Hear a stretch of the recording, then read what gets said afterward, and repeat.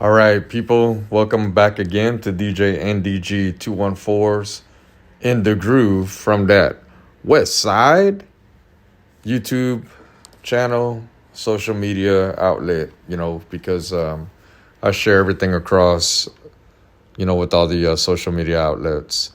But yeah, so I'm going to do a follow-up because it's been a while since I've actually done this. And we're going to go ahead and do this in real time. As you can see, I'm working with my Denon Prime 4. I'm actually going to change out this crossfader and do another video on this. But the thing that, a lot of people have been asking is the logos. And the logos, even though this wasn't really created, with everything in mind, because I had first, got this way back in late 2019 when they were first released out here. And I think I was the first one, if not at least a good top 5 or top 10 in actually getting this here in my area in Dallas, Texas, from the much anticipated release of this wonderful unit way back in 2019 in March from Denon DJ. But, things happened, COVID. We didn't have good world leaders at the time, especially here in our country. Idiots running the country.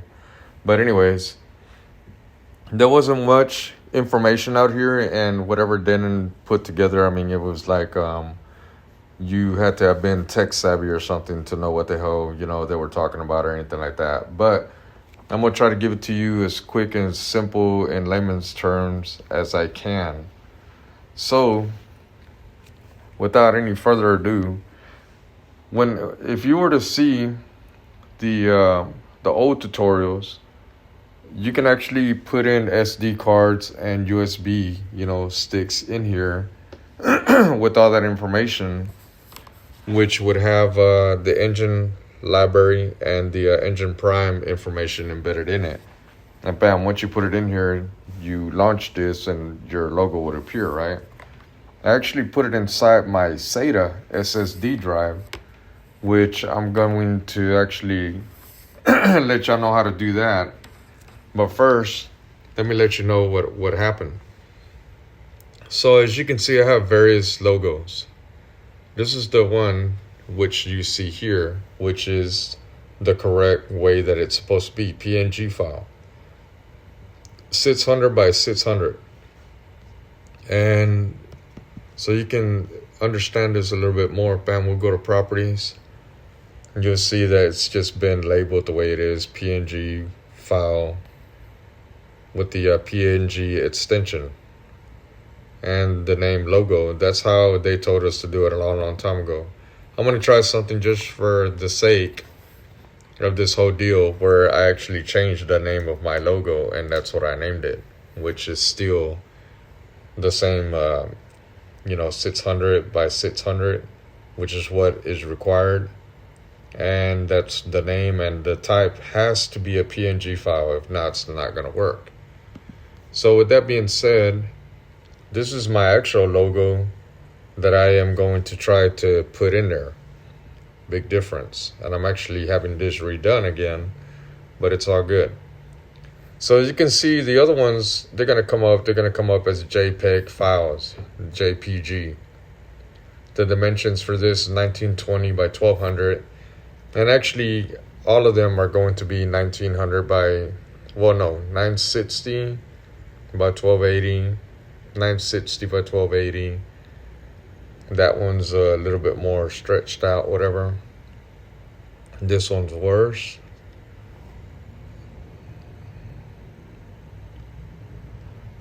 So in order to get it to where it was 600, I ended up to have to actually get one that had the same, numbers as, so you'll see what I'm talking about. And I'm going to test all of this out so nobody gets confused or left behind. So let's go ahead and let's try this, okay? We'll double click and you'll come up with, your logo. You go to properties. Well, first of all, look. You can actually see the file info by right clicking, and it gives you all that good stuff. And you know, let me see, how else did I get all this information before? Wow, I'm surprised. Well, anyways, I mean, you can choose to resize the image here by right clicking, or you get these little dots, click on it, and again, you can resize the image. And so, bam, we'll go to resize the image. As you can tell, both of these numbers are different.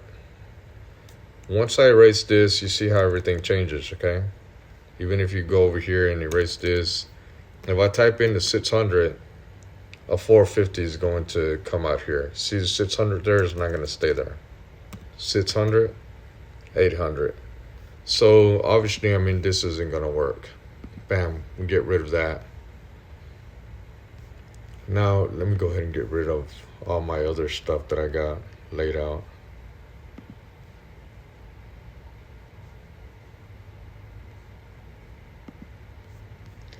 Okay, so since that didn't work, I went ahead and I, thankfully I had, something that was the same dimensions.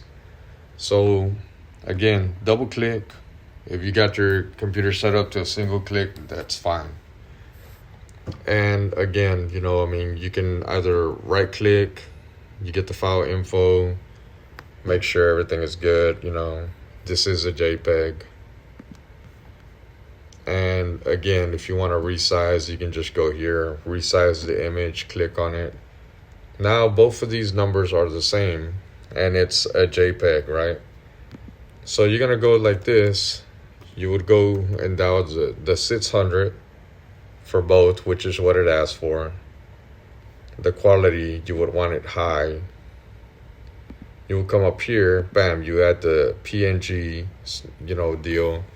And then you click save, and you save your logo, which for me, it was this. It's resized. Can actually get the information for this by right clicking. You go to file info, 600 by 600, okay? All right, so once I did that, all I did was drag and drop into the engine prime deal here, and also the engine library. I did this just for safeguard purposes, whatever, right? To ensure that everything is good, bam, you click on here, you right click, you go to properties, and if you go to details, you can tell it's a PNG file. The details are going to let you know exactly what it is that it's calling for. Mine's a 32-bit. The one that I had here, this was actually 24-bit, I think. 24-bit in depth. I'm hoping and praying that that's not going to be an issue. If it is, I mean, we'll go back and we'll change it somehow. I'm assuming the quality or whatever, right? Okay, so I did that with one of my main external drives, which happens to be my backup hub.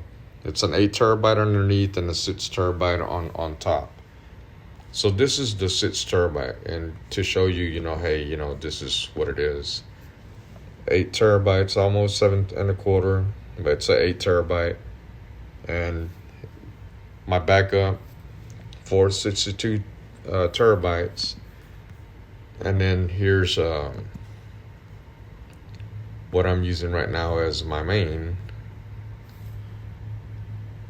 462, and it's a 6 terabyte. So the same process that I did with my other one, that's what I'm going to do here. All right, so engine library, this is my logo on that one, which is this one. I'm going to go ahead and erase it. I don't really, well, let me see. Should be the same information. Yep, the bit depth is 24. So I'm going to go ahead and erase this. This is the new one that we're looking at. Let me just double check. Yeah. So drag and drop it here, and you're good. The same thing I'm gonna do here with the Engine Prime, information. This is the old logo. I'm gonna go ahead and erase this. Drag and drop. It's not that hard. Bam. And it's right there.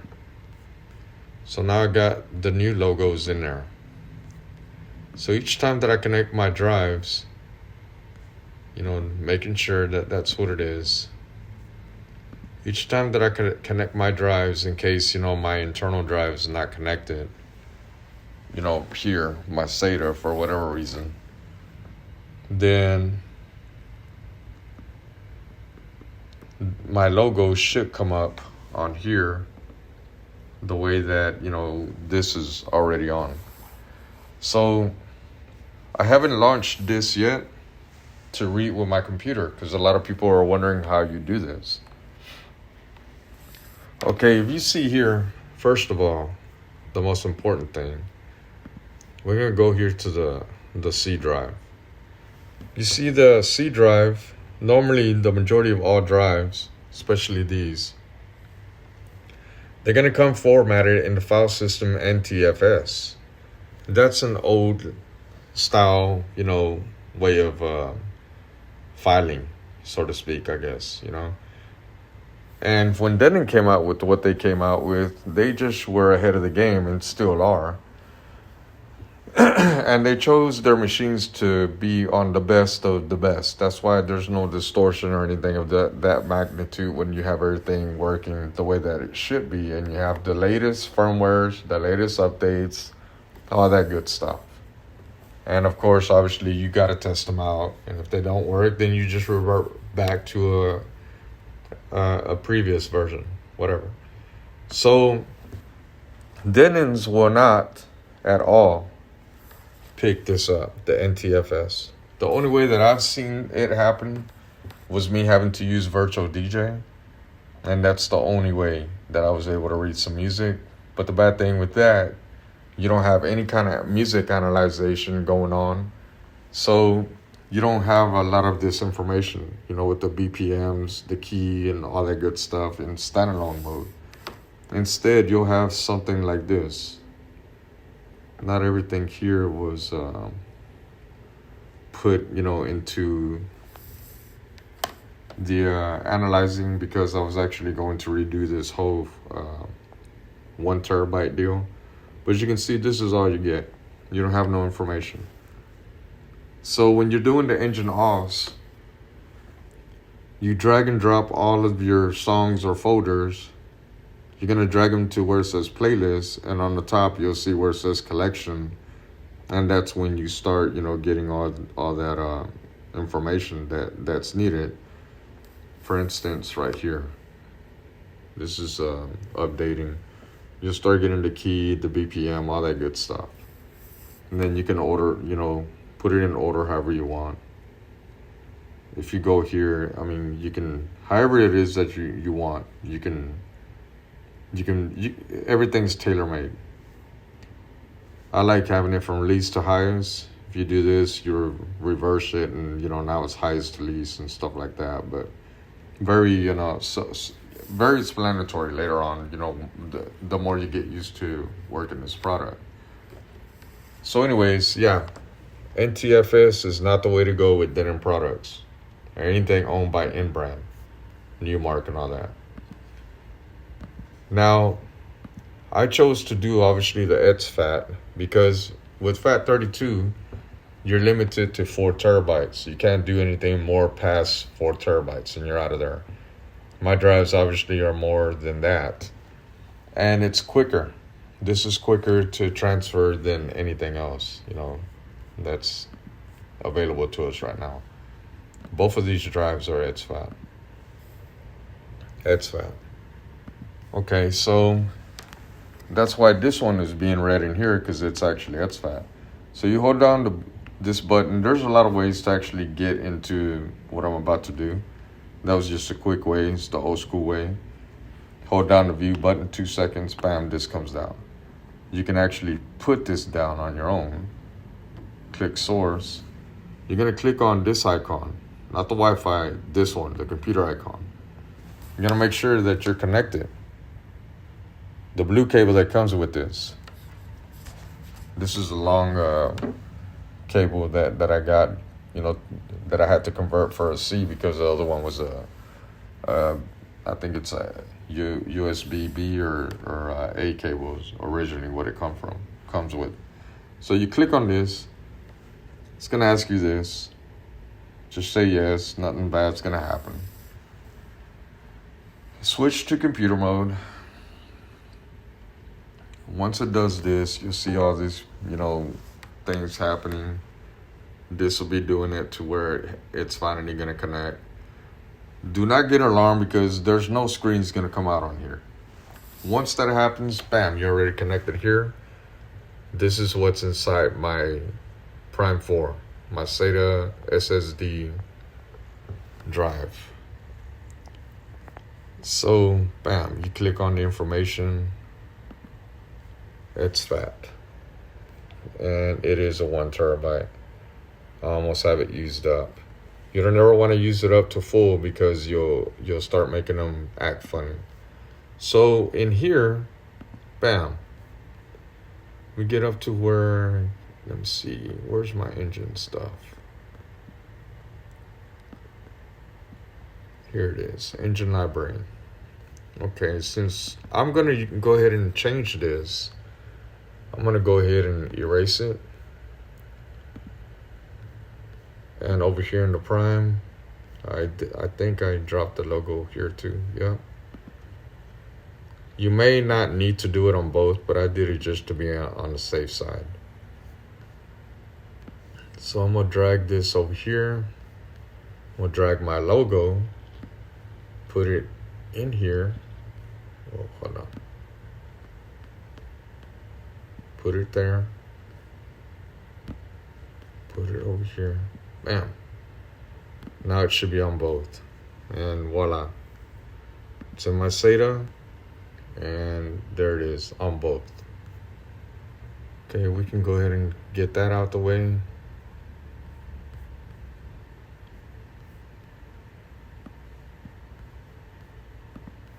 We'll close out everything here.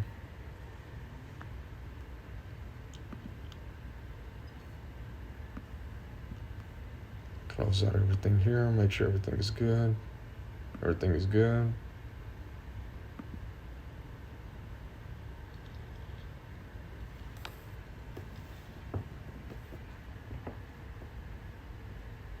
All right, everything is good. Okay. Once that happens, we'll go here where all your drives are at. I'm gonna go ahead and inject the Prime 4 screen, and that should go ahead and get me back over here to standalone. Bam. Because it's not showing the Prime 4 screen, that means that it ejected properly, and we should be good.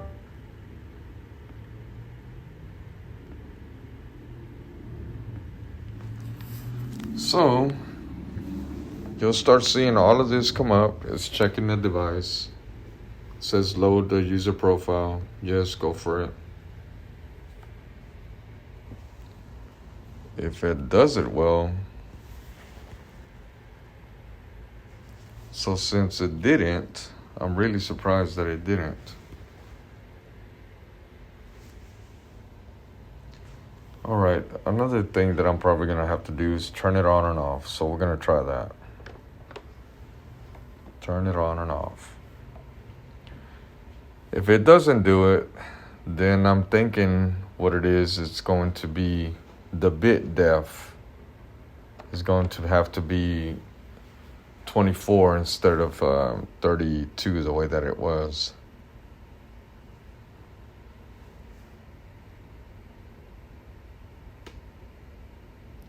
Or it could be also that I named it wrong. I should have just left it at logo. If that's the case, I mean, it's not going to be an issue. I can just go ahead and change the name, and we can try that first. Let's check in my device. Yes. If it doesn't come on, I'm pretty sure that's what it's gonna be. It's gonna be the name. So I'm gonna have to go back in there and change it to just where it says logo, and we should be good. All right, so yeah, I'm gonna go ahead and do that. Bam. Go back to computer. We'll go ahead and switch. And let's go ahead and get all this stuff done.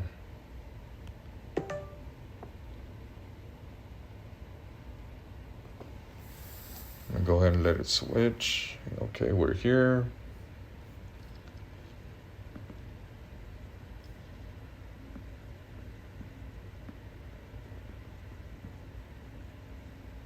Let's see if I can just go ahead and change the name here, if it lets me.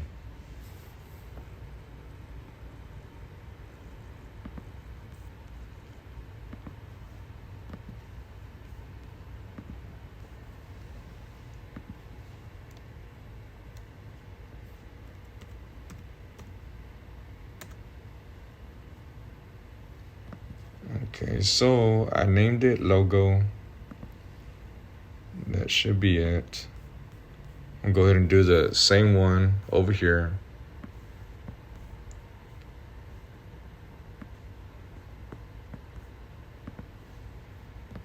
I'm just right clicking, going to properties. I'm gonna change the name to logo. Logo only. And we should be good.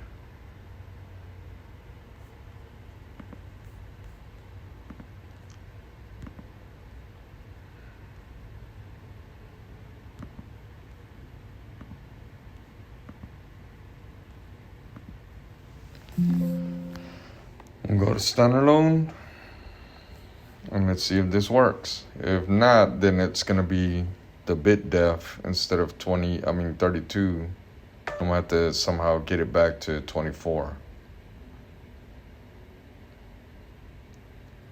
Engine DJ. We'll see what happens. Load the user profile. Yes, let's go ahead. I'm hoping and praying that my new logo shows up. Oh, there it is. All right. So voila. I'm glad that I went ahead and did this with y'all. And now y'all know how to put on y'all's logo the correct way. I could have moved this around a bit, because of the circular pattern. But I'm assuming that, for those tech-savvy guys that really know what they're doing, y'all can actually fit a badass logo in here that's circular. I just made mine, as a square, which, where in the hell is my damn logo? Okay, let me see. All right, so here I'm going to end up having to change the name as well. Well, you know what? No, I don't need to change its name. I'm going to keep it there. But I am going to change the names on my other deals, just to be on the safe side. So there's no issues whatsoever. I wish there was a way that we could do this, for like, Virtual DJ and Serato.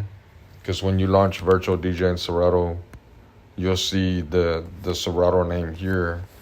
For Virtual DJ, the only thing that happens is that whatever you're playing, that kind of if you have it, set up for the records, information, that's what's gonna show up.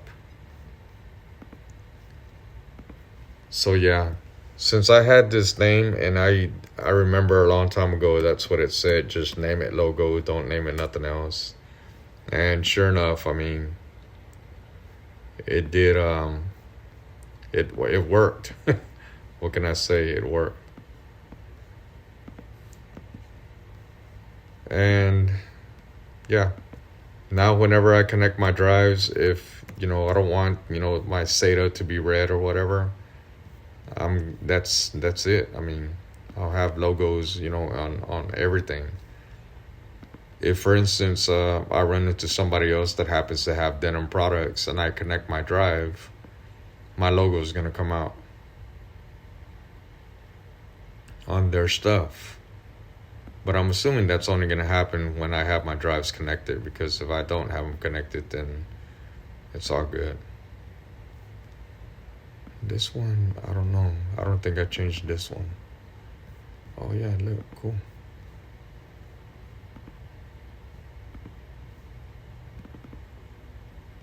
All right, cool. This one's already done.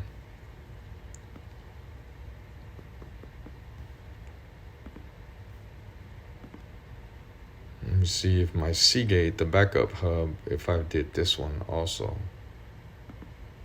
No, I haven't done this one. All right, so just, that's all you're gonna name this PNG file as logo. Nothing else. If not, your logo will not come up. It will not read. See, I had mine's. It's the correct PNG file, the correct 600 by 600, but for some reason in the file system of Denon, we can't have any other name other than logo. And yeah, that's it. Everything is good. All right, cool. Well, I hope that this has helped out somebody. Please like, share, comment, subscribe. And yeah, I'm liking my new logo. I can't wait to see what the good people at Sticker Light are actually going to do with my new logo. But it should be something better than this, you know. Triple D, baby. Yeah. All right. DJ NDG 214 signing out.